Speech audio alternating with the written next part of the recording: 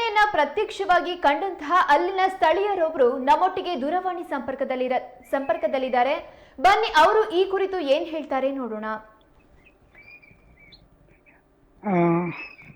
Hello hello sir, ನಮಸ್ತೆ. ನಮಸ್ತೆ ನಮಸ್ತೆ ಸರ್, ನೋಡ್ತಾನೆ ಬಸ್ಗೆ ಬೆಂಕಿ ಹತ್ತಿ ಉರಿದಿದೆ. ಈ ಘಟನೆ ಹೇಗಾಯ್ತು? ಈ ಸಂದರ್ಭದಲ್ಲಿ ಅಲ್ಲಿನ ಪರಿಸ್ಥಿತಿ ಹೇಗಿತ್ತು ಸರ್? ಇದು ಖಾಸಗಿ ಕಂಪನಿ ಬಸ್ ಆಗಿದ್ದು. ಇದು ನಿಟ್ಟೂರಿನಿಂದ ಬೆಂಗಳೂರಿಗೆ ಹೋಗುವಂತ ಬಸ್. ಇದು ಖಾಸಗಿ ಕಂಪನಿ ಬಸ್ ಆಗಿದ್ದು. ಇದು ಸುಮಾರು ರಿಪ್ಪನ್ಪೇಟೆ ಒಂದು 10:45ರಿಂದ 11 ಗಂಟೆ ಒಳಗೆ ಬರುವಂತ ಬಸ್ ಆಗಿತ್ತು. ಇದು ರಿಪ್ಪನ್ಪೇಟೆಯಲ್ಲಿ ಕೆಲವೊಂದಿಷ್ಟು ಪ್ಯಾಸೆಂಜರ್ಗಳನ್ನ ಹತ್ತಿಸ್ಕೊಂಡು ಅರಸಾಳ ಮಾರ್ಗವಾಗಿ 9ನೇ ಮೇಲೆ ದಾಟಿ ಕೆಲವೇ ನಿಮಿಷದಲ್ಲಿ ಇಂಜಿನ್ ಅಲ್ಲಿ ಹೊಗೆ ಕಾಣಿಸ್ಕೊಳ್ತು. ಹೊಗೆ ಕಾಣಿಸ್ಕೊಂಡ ನಂತರ ಅವನಿಗೆ ಸಡನ್ ಆಗಿ ಬೆಂಕಿನೂ ಕಾಣಿಸ್ಕೊಳ್ತು. ಅವನಿಗೆ ಡ್ರೈವರ್ ಚಾಲಕರಿಗೆ ಏನ್ ಮಾಡ್ಬೇಕಂತ ಗೊತ್ತಾಗ್ಲಿಲ್ಲ. ಅದು ರಸ್ತೆ ಏರ್ ಭಾಗ ಆಗಿದ್ರಿಂದ ಅವರಿಗೆ ಬಸ್ಸನ್ನ ಕಂಟ್ರೋಲ್ ಮಾಡ್ಲಿಕ್ಕೂ ಆಗ್ಲಿಲ್ಲ. ಚರಂಡಿಗೆ ಉರುಳಿ ಮರಕ್ಕೆ ಡಿಕ್ಕಿಯಾಗಿದೆ. ಹೀಗಾಗಿ ಅದು ಅನಾಹುತ ಆಗಿದೆ, ಬೆಂಕಿಗೆ ಆಗಿದೆ, ಹತ್ಕೊಂಡು ಉರಿದಿದೆ. ಸರ್, ಈ ಸಂದರ್ಭದಲ್ಲಿ ಒಂದಷ್ಟು ಜನರನ್ನ ಆಸ್ಪತ್ರೆಗೆ ದಾಖಲು ಮಾಡಲಾಗಿದೆ, ಒಂದಷ್ಟು ಜನರಿಗೆ ಸುಟ್ಟ ಗಾಯಗಳಾಗಿದೆ. ಹಾಗೆ ಯಾರಿಗಾದ್ರೂ ಪ್ರಾಣಕ್ಕೆ ತುಂಬಾ ತೊಂದರೆ ಆಗಿರುವಂತ ಆ ಸಂದರ್ಭಗಳ ಅಂದ್ರೆ ಆ ಪರಿಸ್ಥಿತಿಗಳೇನಾದ್ರೂ ಬಂದಿದ್ಯಾ? ಅವರ ಪ್ರಾಣಕ್ಕೆ ತುಂಬಾ ಹಾನಿ ಆಗಿರುವಂತದ್ದು ಏನಾದ್ರೂ ಇದೆಯಾ? ಆಗಿದೆ ಮೇಡಮ್. ಫ್ರಂಟ್ ಮುಂಭಾಗದಲ್ಲಿ ಏನ್ ಕುತ್ಕೊಂಡಿರ್ತಕ್ಕಂಥ ಪ್ಯಾಸೆಂಜರ್ಗಳಿಗೆ ದಟ್ಟವಾದ ಹೊಗೆ ಮತ್ತು ಎಲೆಕ್ಟ್ರಿಕ್ ಶಾರ್ಟ್ ಸರ್ಕ್ಯೂಟ್ ನಿಂದ ಆಗಿರೋದ್ರಿಂದ ಸಡನ್ ಆಗಿ ಬೆಂಕಿ ಹತ್ಕೊಂಡಿದೆ.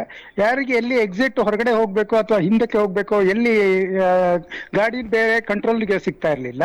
ಹಾಗಾಗಿ ಯಾವ ಕಡೆ ರಕ್ಷಣೆ ಮಾಡ್ಕೊಳ್ಬೇಕನ್ನೋದೇ ಅವ್ರಿಗೆ ಗೊತ್ತಾಗ್ತಿರ್ಲಿಲ್ಲ. ಹಾಗಾಗಿ ಡ್ರೈವರ್ಗೆ ಸ್ವಲ್ಪ ತುಂಬಾನೇ ಸುಟ್ಟ ಗಾಯಗಳಾಗಿದೆ.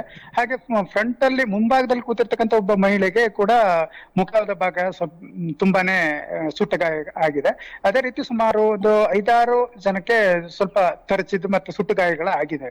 ತಕ್ಷಣವಾಗಿ ಶೀಘ್ರದಲ್ಲಿ ಅಪಘಾತ ಆಗಿದೆ. ಅದು ಅಪಘಾತ ಆದ ನಂತರ ತಕ್ಷಣ ಎಕ್ಸಿಟ್ ಡೋರ್ ಓಪನ್ ಮಾಡ್ಬಿಟ್ಟು ಎಲ್ಲ ಹೊರಗಡೆ ಜಿಗ್ದಿದ್ದಾರೆ. ತತ್ಕ್ಷಣದಲ್ಲೇ ಎಲ್ಲ ಇಡೀ ಬಸ್ಸಿಗೆ ಆವರಿಸ್ಕೊಂಡಿದೆ ಮೇಡಮ್. ಸರ್, ಬಸ್ಸಿಗೆ ಬೆಂಕಿ ಹೊತ್ಕೊಂಡು ಎಷ್ಟೊತ್ತಾದ್ಮೇಲೆ ಅಗ್ನಿಶಾಮಕ ದಳದ ಸಿಬ್ಬಂದಿಗಳು ಬಂದಿದ್ದಾರೆ, ಮತ್ತೆ ಸಾರ್ವಜನಿಕರಿಗೆ ಎಷ್ಟೊತ್ತಾದ್ಮೇಲೆ ಗೊತ್ತಾಗಿದೆ ಸರ್? ಈ ಅಗ್ನಿಶಾಮಕ ದಳದವರು ಬರ್ಲಿಕ್ಕೆ ಏನಾಗಿದೆ ಅಂತಂದ್ರೆ ಎಲ್ಲರೂ ಹೊರಗಡೆಯಿಂದ ಜಿಗ್ದಿದ್ದಾರೆ. ಆ ಪರಿಸ್ಥಿತಿನಲ್ಲಿ ಅದು ಕಾಡು ಪ್ರದೇಶ ಆಗಿರೋದ್ರಿಂದ ನೆಟ್ವರ್ಕ್ ಸಮಸ್ಯೆ ಇತ್ತು. ಹಾಗಾಗಿ ನೆಟ್ವರ್ಕ್ ಹುಡ್ಕೊಂಡು ಕನೆಕ್ಟ್ ಮಾಡೋರೊಳಗೆ ಹೆಚ್ಚು ಕಡಿಮೆ ಆಗಾಗ್ಲೇ ಸಂಪೂರ್ಣ ಬಸ್ಸಿಗೆ ಬೆಂಕಿ ಹತ್ಕೊಂಡಿತ್ತು.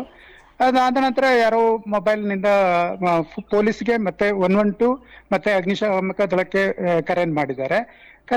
ಅವರು ಬರುವಷ್ಟೊತ್ತಿಗೆ ಸುಮಾರಾಗಲೇ 1 ಗಂಟೆ ತಡವಾಗಿ ಬಂದ್ರು. ಅಷ್ಟರೊಳಗಾಗಿ ಸುತ್ತಮುತ್ತಲ ಸ್ಥಳೀಯರು ತುಂಬಾ ಜನರನ್ನ ರಕ್ಷಿಸುವಲ್ಲಿ ಯಶಸ್ವಿಯಾಗಿದ್ದಾರೆ ಮೇಡಮ್.